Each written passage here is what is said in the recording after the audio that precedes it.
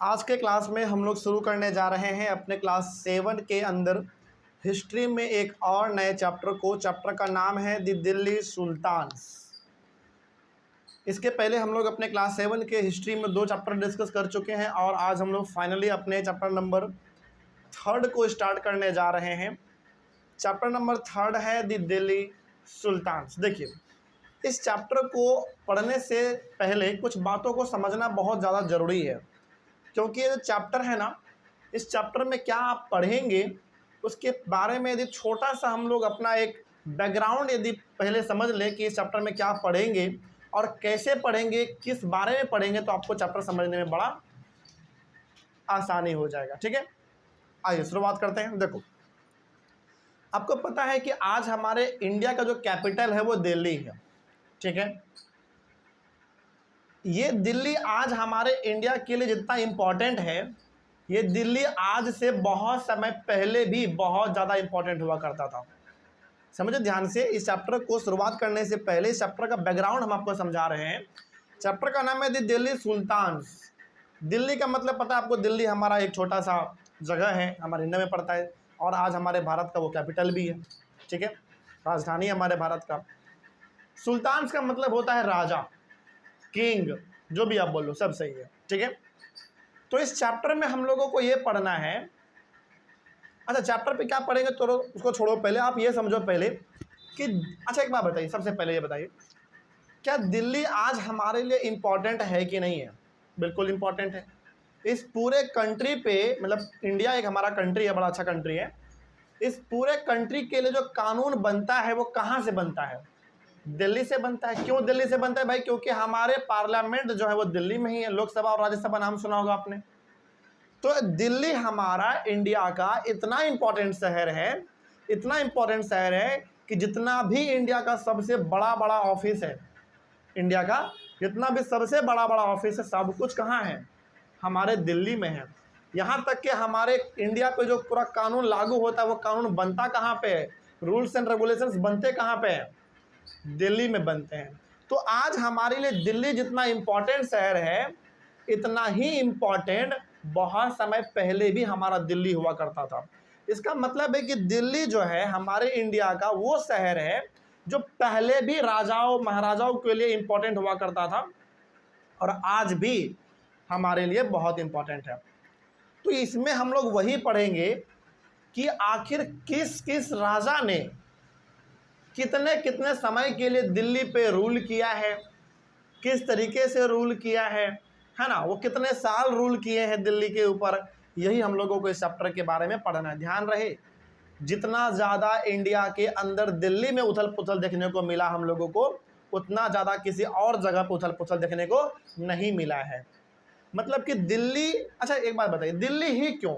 मतलब कि इंडिया में ना जिस भी राजा ने रूल किया है, और ख़ास करके यदि हम लोग बात करें मुग़ल राजा का, यानी कि मुसलमान राजा का, मुग़ल मतलब जो थोड़ा सा आप कह सकते हैं कि मुस्लिम पीरियड के बारे में हम लोग बात कर रहे हैं, तो ज़्यादातर राजा मुस्लिम ही नहीं, केवल ध्यान रखना है, हमने क्या बोला, ज़्यादातर मुग़ल एम्पायर, मतलब ज़्यादातर मुसलमान राजा और कुछ हिंदू राजा भी जितने भी हुए, सभी का ना मेन ऑब्जेक्टिव होता था दिल्ली पे कब्जा करना।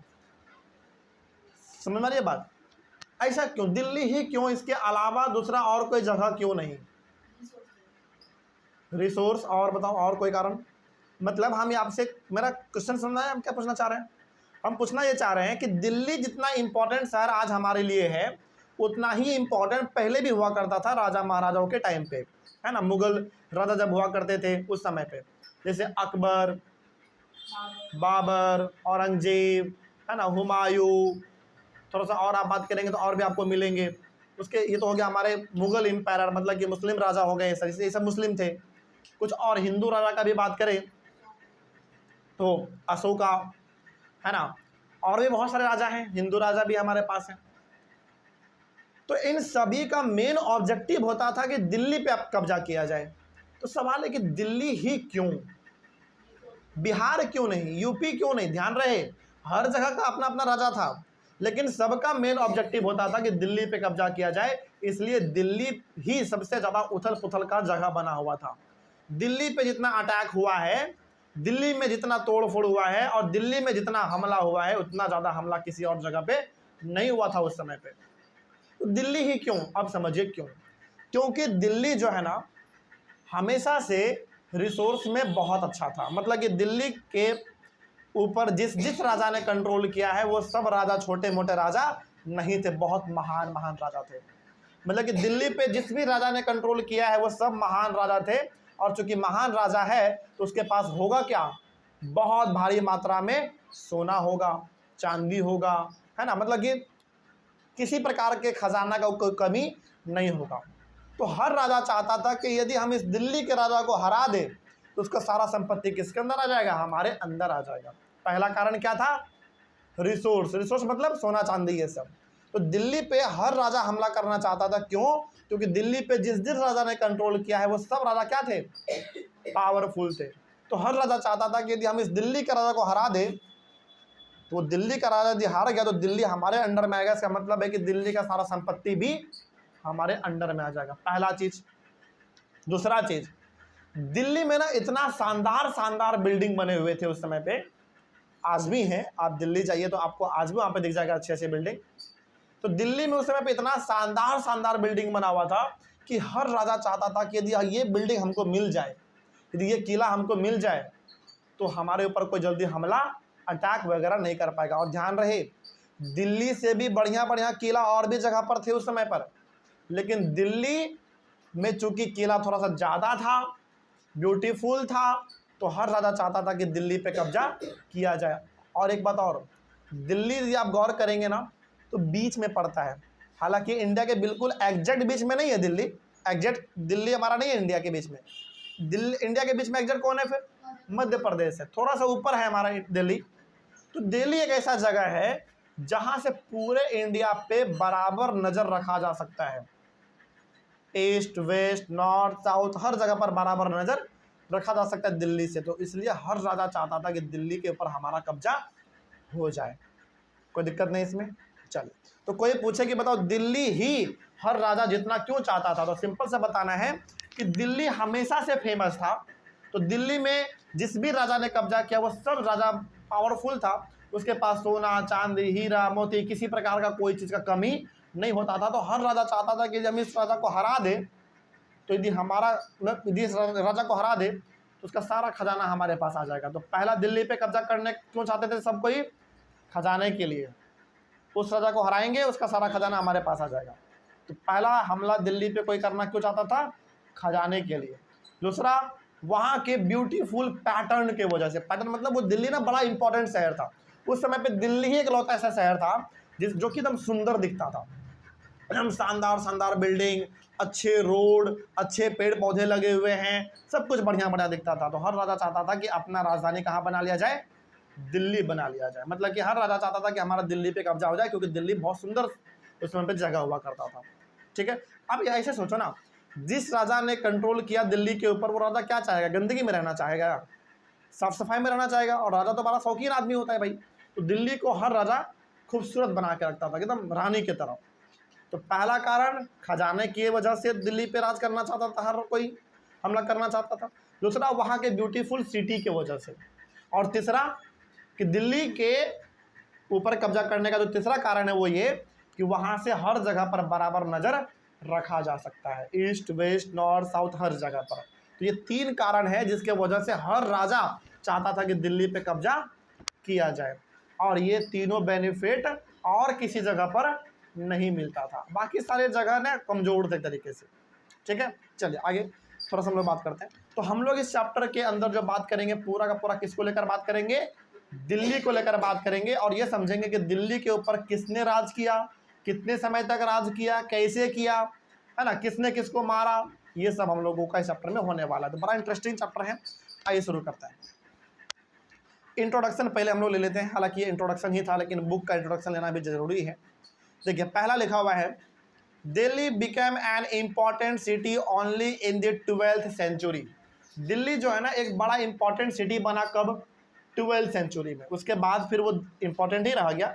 12th सेंचुरी का सिंपल सा मतलब है आज हम लोग जी रहे हैं 2025 में, और ये 12th सेंचुरी का बात कर रहा है, मतलब 1100 का बात कर रहा है ये। तो 1100 से 2025 कितना हो गया, 9 और 5 1400 साल, लगभग 1400 साल पहले से ही हमारा दिल्ली एक इंपॉर्टेंट शहर बन चुका था। उसके यानी कि 1400 साल पहले, 1400 साल के पहले दिल्ली उतना इंपॉर्टेंट शहर नहीं हुआ करता था, नॉर्मल हुआ करता था, ठीक ना। मतलब कि आप कह, हाँ जैसे सब कोई है ना वैसा ही।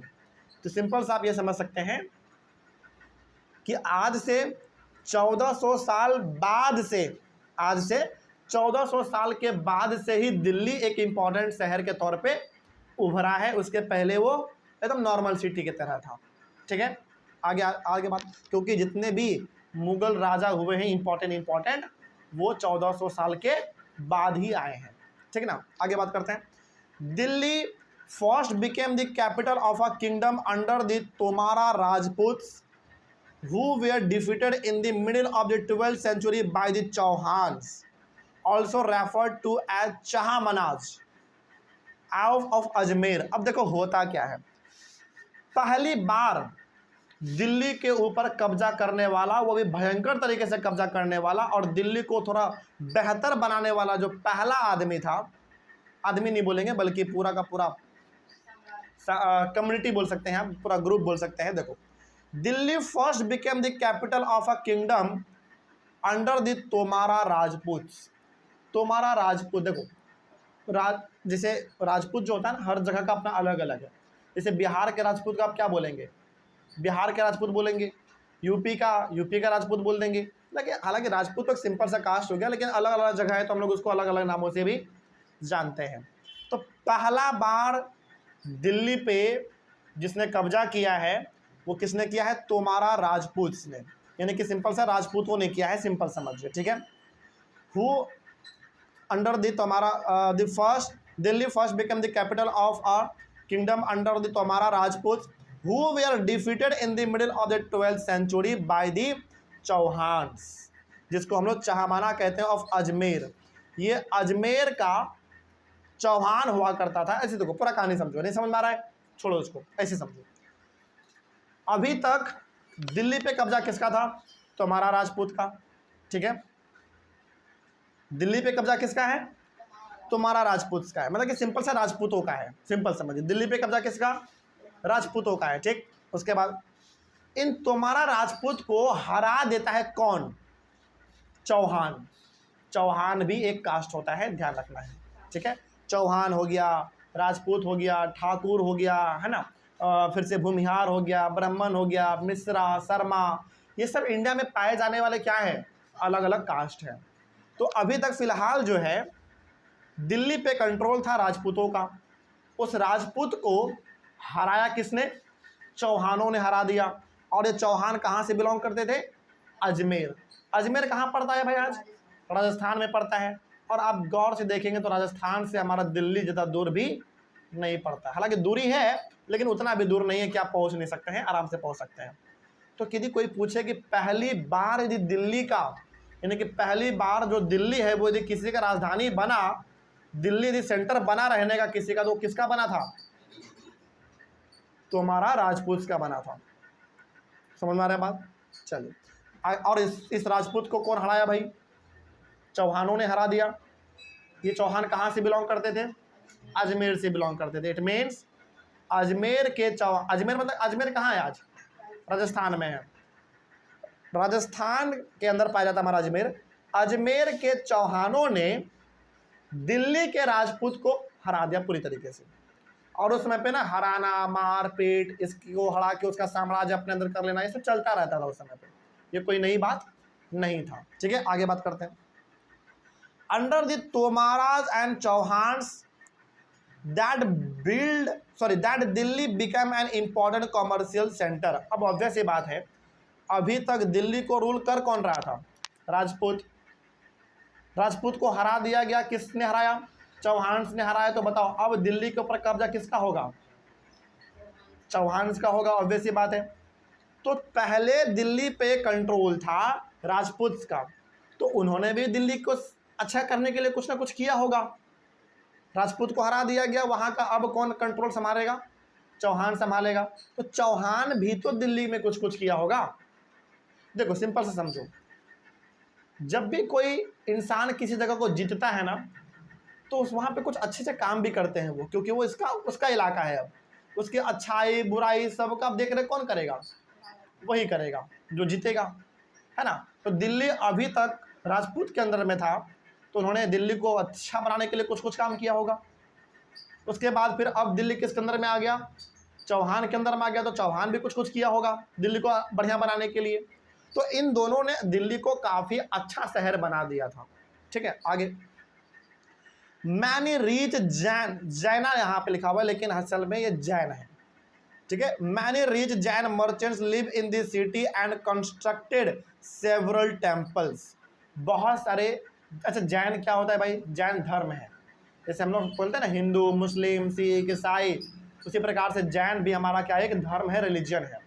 तो जैन लोगों ने, जैन धर्म के लोगों ने दिल्ली में बहुत सारे टेम्पल्स बनाए हैं। देखो यहाँ पे ना एक लाइन बाय लाइन हम आपको समझा रहे हैं कि दिल्ली किस तरीके से इंपॉर्टेंट शहर बन गया आने वाले समय के लिए।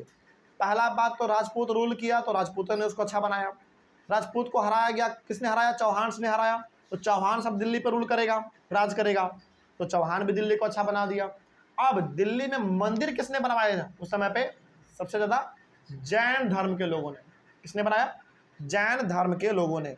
देखो मैनी रीच जैन मर्चेंट्स, मतलब कि वैसे जैन धर्म के लोग जो मर्चेंट थे, मर्चेंट मतलब जो व्यापारी होते हैं, सामान खरीदना बेचना उसका काम होता है।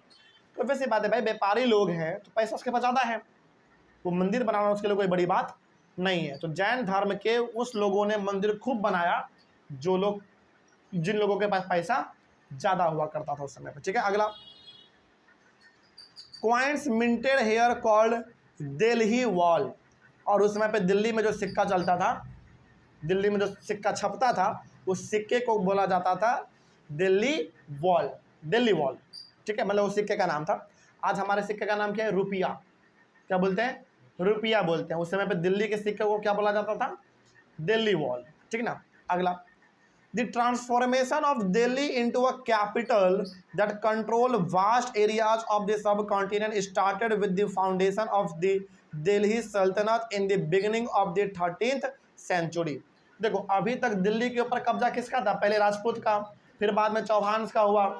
दिल्ली अच्छा खासा डेवलप कर गया, लेकिन पता है दिल्ली ना सबसे ज़्यादा डेवलप कब किया है, दिल्ली सबसे ज़्यादा डेवलप किया है 13th सेंचुरी से, यानी कि 1200 से दिल्ली जो आगे बढ़ना शुरू किया है वो कभी फिर पीछे मुड़ के देखा भी नहीं। और दिल्ली सबसे ज़्यादा आगे तब बढ़ा है जब दिल्ली पे कब्जा किसका हुआ, मुगल का। और मुगल का सिंपल सा मतलब है मुस्लिम राजाओं का।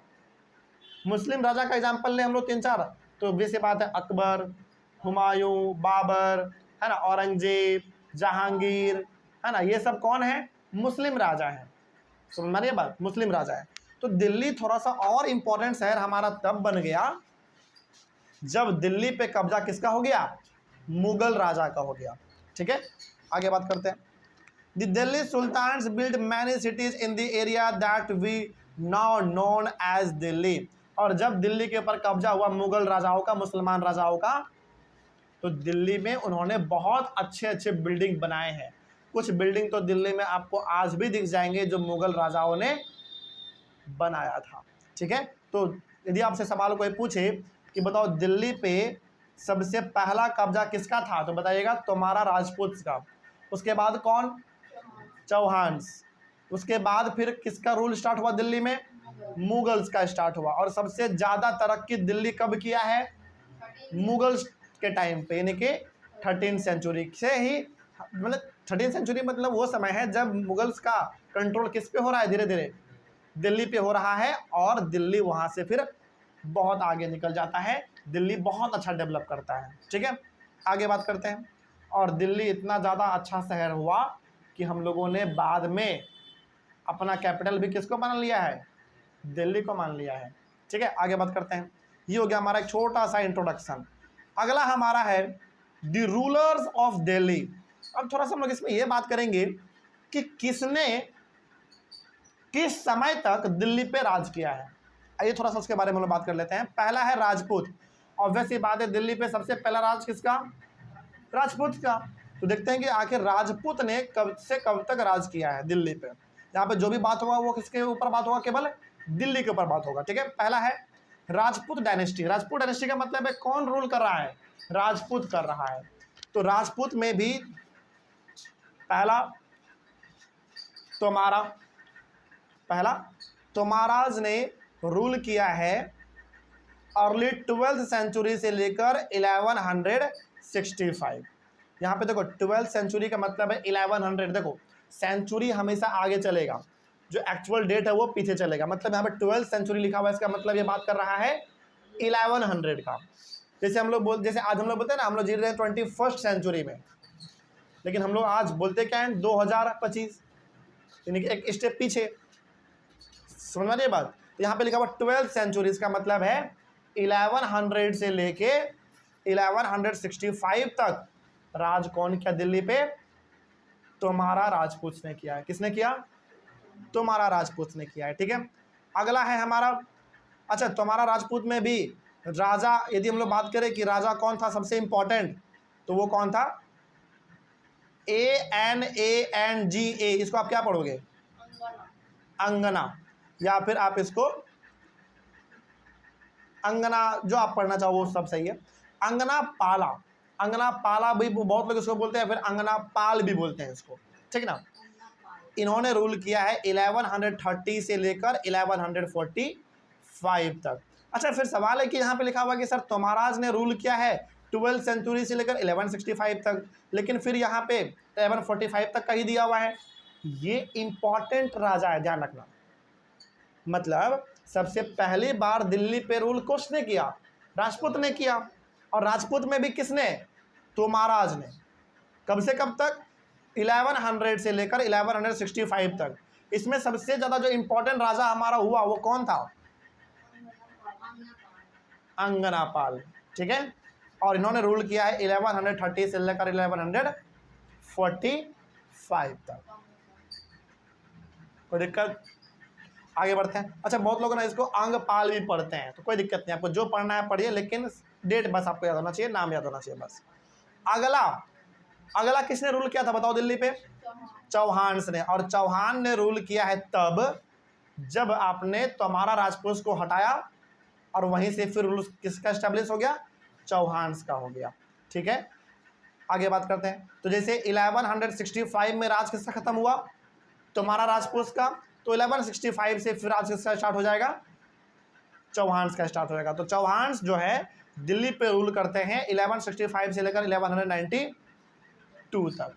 और इस चौहान में सबसे इंपॉर्टेंट राजा कौन हमारे सामने आए, पृथ्वीराज चौहान। नाम आप सभी ने सुना होगा, पृथ्वीराज चौहान चौहानों का सबसे बड़ा राजा उस समय पे हुआ करता था। राजा और भी थे, लेकिन सबसे इंपॉर्टेंट कौन निकले हमारे, पृथ्वीराज चौहान। इन्होंने कब से कब तक राज किया है भाई, 1175 से लेकर 1192 तक। अच्छा, यहाँ पे तो दिया हुआ कि 1165 से लेकर 1192 तक राज किया है, लेकिन यहाँ पे पृथ्वीराज चौहान में 1175 से बात हुआ है, तो फिर 10 साल कहाँ गया। 10 साल छोटे राजा ने रूल किया होगा, लेकिन वो उतना पावरफुल नहीं हुआ, तो उसके बारे में भी हम लोग पढ़ते उतना नहीं है। ठीक है, ध्यान रखना है। तो चौहान का जो पूरा टाइम पीरियड था दिल्ली पे रूल करने का, वो 1165 से लेकर 1192 तक था। लेकिन केवल बात करें हम लोग कि पृथ्वीराज चौहान ने कब से कब तक राज किया है, तो वो 1175 से लेकर 1192 तक। कोई दिक्कत नहीं इसमें। चलिए आगे बात करते हैं। ये हो गया हमारा राजपूत डायनेस्टी का। अच्छा, आपके मन में सवाल नहीं आया कि सर राजपूत डायनेस्टी में तोमारा के बारे में बात हुआ, चौहान के बारे में भी बात हुआ, क्या ये दोनों राजपूत का ही कैटेगरी होता है क्या? सही बात है। आप यदि ध्यान से देखेंगे तो राजपूत भी अलग अलग प्रकार के होते हैं। चौहान भी किस में आता है, राजपूत में ही आता है, ध्यान रखना। समझ रही है बात। चलिए आगे बढ़ते हैं। तो खैर ये हो गया हमारा राजपूत डायनेस्टी खत्म। अगला फिर राज किसका हुआ है दिल्ली पे, टर्किश रूलर का, यानी कि टर्की के लोगों का। सोचो, मतलब ये सोचने वाली बात नहीं है कि कंट्री हमारा इंडिया है, इंडिया का लोग दिल्ली पे राज करे तो समझ में भी आता है कि टर्की का लोग दिल्ली पे राज कर रहा है। देखो एक बात ध्यान रखना है, उस समय पे कंट्री चाहे कोई भी हो, हर कंट्री चाहता था कि दूसरे कंट्री पे हमला किया जाए, उस कंट्री को अपने कब्जे में कर लिया जाए। तो टर्की के लोगों ने भी हमारे इंडिया पे हमला किया है और अपने दिल्ली को, हमारे दिल्ली को उन्होंने अपने कब्जे में लिया है। पूछो क्या डाउट है? सर अगर दिल्ली को हमला करते हैं तो मतलब पूरा इंडिया कब्जे में आ जाता है? जरूरी नहीं है। मतलब यदि आप दिल्ली पे कब्जा करते हैं तो पूरा इंडिया आपके कब्जे में आ गया, जरूरी नहीं है। क्यों नहीं जरूरी है? क्योंकि दिल्ली उस समय पे अलग शहर हुआ करता था और हर जगह जो आप आज देखते हैं वो भी अलग हुआ करता था, ठीक है। लेकिन हाँ, इतना कह सकते हैं कि यदि आप दिल्ली पे कब्जा कर लेते हैं तो बाकी सारे जगह पे इंडिया के बाकी सारे जगह पे कब्जा करना आपके लिए क्या हो जाएगा? आसान हो जाएगा। क्योंकि ईस्ट वेस्ट नॉर्थ साउथ वहाँ पे हर जगह पे दिल्ली से आप बराबर नजर रख सकते हैं। कुछ और क्या डाउट है? दिल्ली से तमिलनाडु दिखता था? दिखता नहीं है, लेकिन कंट्रोल आप कर सकते हैं। मतलब सही बात है कि सर दिल्ली से तमिलनाडु कैसे दिखेगा? बिल्कुल दिखता नहीं है, लेकिन ईस्ट वेस्ट नॉर्थ साउथ में जाने का जो रास्ता है वो दिल्ली बिल्कुल शानदार रास्ता था उस समय पे। दिल्ली से होके आपको गुजरना पड़ता था, समझा रही बात? तो दिल्ली पे कब्जा करने का मतलब है कि आप सारे जगह पे भी कब्जा कर सकते हैं, आपका रास्ता क्या हो जाएगा? आसान हो जाएगा। तो टर्की के लोगों ने भी हमारे इंडिया पे और इंडिया के खास करके दिल्ली पे रूल किया है, टर्की के लोगों ने भी, सोचो। लेकिन कब से कब क्या? देखो, आपने नाम सुना होगा कुतुबुद्दीन ऐबक। ये टर्किश रूलर जो हैं, यानी कि टर्की के जो राजा है, उन्होंने दिल्ली पे कब्जा किया है 1206 से लेकर 1290 तक। लगभग आप कह सकते हैं 85 ईयर्स, लगभग 85 ईयर्स, यानी कि 85 ईयर्स तक दिल्ली पे राज केवल किसका रहा है? टर्की के राजा का। और टर्की के राजा में भी यदि हम लोग बात करें तो सबसे इंपॉर्टेंट पहला कौन? कुतुबुद्दीन ऐबक। इन्होंने राज किया है दिल्ली पे 1206 से लेकर 1210 तक। उसके बाद है शमसुद्दीन इल्तुतमिश। शमसुद्दीन इल्तुतमिश ने दिल्ली पे रूल किया है 1210 से लेकर 1236 तक, यानी कि 26 ईयर्स। ओके, यहाँ पे ना आप गैप देख के ये अंदाज़ा लगा सकते हैं कि किसने कितने साल तक राज किया है। उसके बाद और है इसमें क्या? हाँ, और है। उसके बाद है फिर रजिया। रजिया ने रूल कब तक किया है भाई? रजिया ने दिल्ली पे रूल किया 1236 से लेकर 1240 तक। कितना साल? मात्र 4 साल, ठीक है। उसके बाद फिर एक और हमारे सामने आता है गियासउद्दीन बलबन। गियासउद्दीन बलबन रूल करता है दिल्ली पे 1266 से लेकर 1287 तक। कहानी समझ रहा बात? चलिए आगे हमारा है खिलजी डायनेस्टी। खिलजी डायनेस्टी ने भी रूल किया है इंडिया पे। ये रूल करते हैं 1290 से लेकर 1320 तक। लगभग कितना साल? लगभग कितना दिन तक? 30 साल। कितना? 30 साल। इसमें जो इम्पोर्टेंट राजा हमारे सामने आए वो है जलालउद्दीन खिलजी, जिन्होंने रूल किया है दिल्ली के ऊपर 1290 से लेकर 1296 तक। उसके बाद हमारा आता है अलाउद्दीन खिलजी। ये रूल करते हैं दिल्ली पे 1296 से लेकर 1316 तक, ठीक है। ये हो गया हमारा खिलजी डायनेस्टी। अगला तुगलक डायनेस्टी। आइए थोड़ा सा के बारे में बात करते हैं कि तुगलक डायनेस्टी ने भी दिल्ली पे रूल किया है कब से कब तक? 1320 से लेकर 1414 तक। इसमें आपका सबसे पहला आता है गियासउद्दीन तुगलक।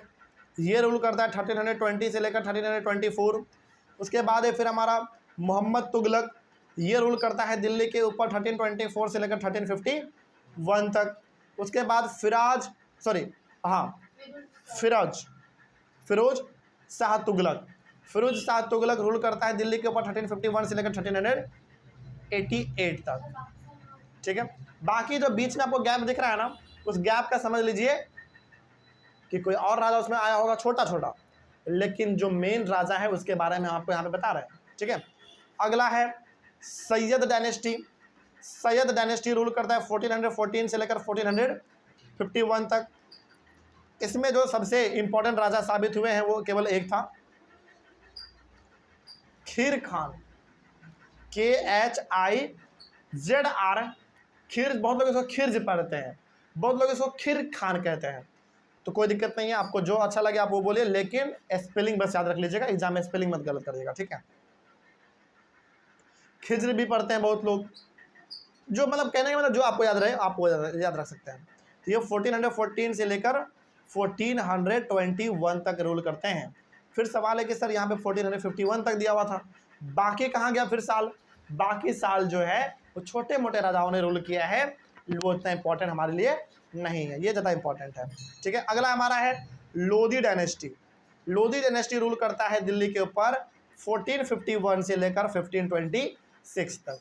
इसमें जो इंपॉर्टेंट राजा हमारे सामने आते हैं लोधी डायनेस्टी का, वो आता है बहलुल लोधी। ये रूल करते हैं दिल्ली के ऊपर 1451 से लेकर 1489 तक। तो ये जो आपने डिस्कस किया अभी, ये ऐसे राजा हैं जिन्होंने दिल्ली पे रूल किया है। और ध्यान रहे, क्या इसके बाद कोई दिल्ली पे रूल किया नहीं है?